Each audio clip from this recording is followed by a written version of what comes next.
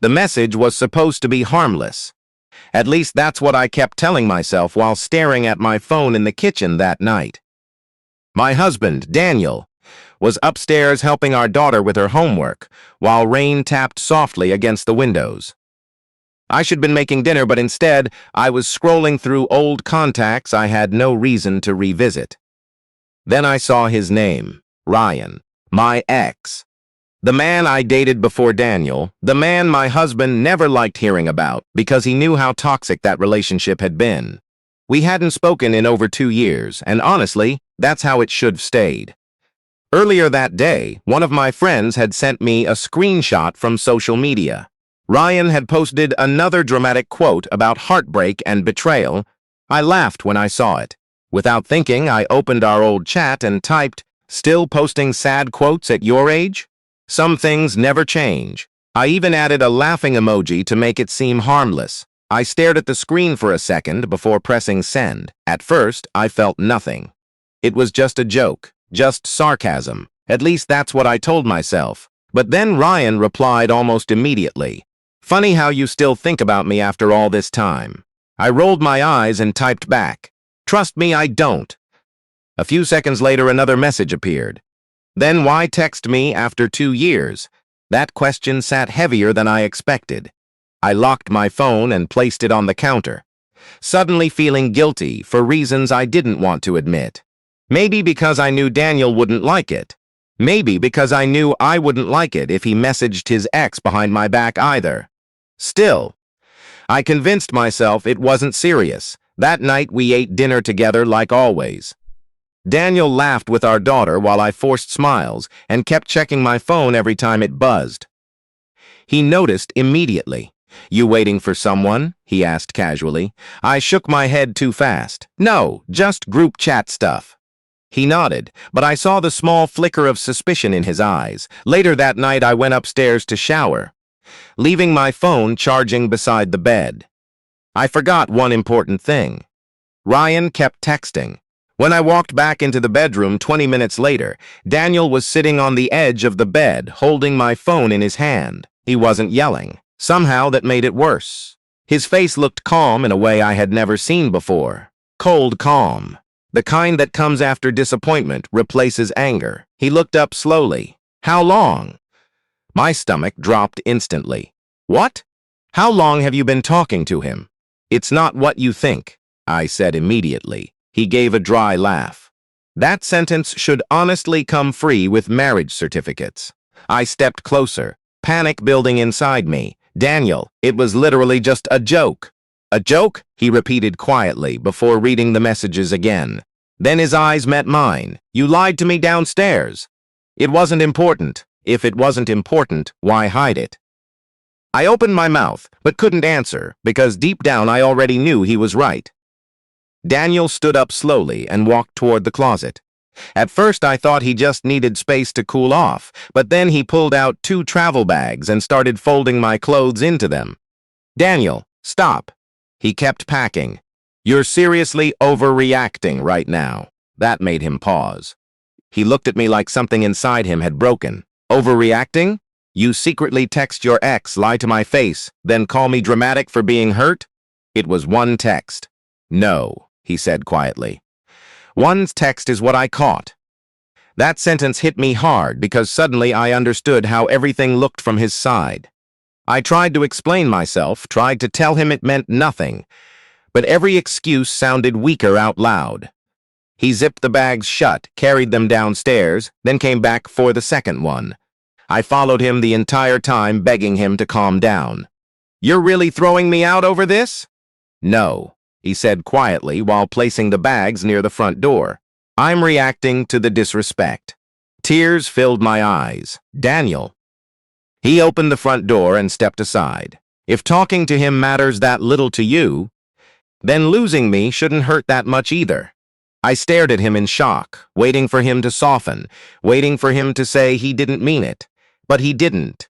He just stood there exhausted. "You actually want me to leave?" "I want peace," he answered. That sentence hurt more than yelling ever could. I grabbed my bags with shaking hands and walked outside into the cold rain. Even then I believed he'd stop me before I reached the car. He didn't. I sat behind the steering wheel, crying for almost 20 minutes while staring at the house. The porch light stayed on, but Daniel never came outside. And then, out of anger and humiliation, I made the worst decision possible. I called Ryan. He answered instantly. "Well, this is unexpected." I swallowed hard. "Can I stay at your place tonight?" There was silence for a second before he laughed softly. "Wow, your husband actually kicked you out?" The embarrassment burned through me immediately. I almost hung up, but I had nowhere else to go.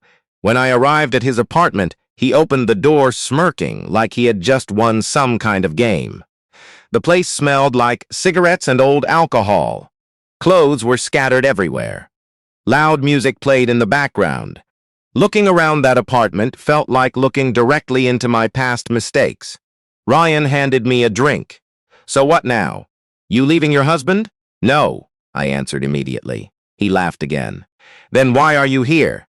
I didn't answer because, honestly, I didn't know anymore. That night, I barely slept on his couch. Around 3 in the morning, I overheard him talking on the phone with someone. He was laughing about me. "She texted me first," he bragged. Married women always come back eventually. I felt sick hearing those words. The next morning I left before he even woke up.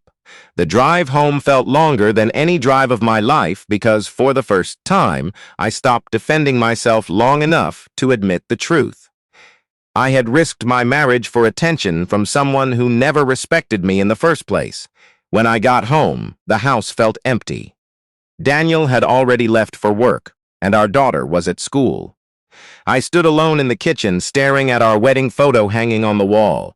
We looked genuinely happy in that picture. Safe, secure. I wondered when I became careless enough to damage something so valuable over something so meaningless. Around noon, Daniel finally texted me. "We need to talk tonight." No heart emoji. No love you. Nothing. The hours passed painfully slow. I kept rehearsing apologies in my head, but deep down I knew apologies wouldn't magically repair broken trust. When Daniel came home that evening, he sat across from me at the dining table without saying a word. His silence forced me to speak first. "I went there," I admitted quietly. He nodded once.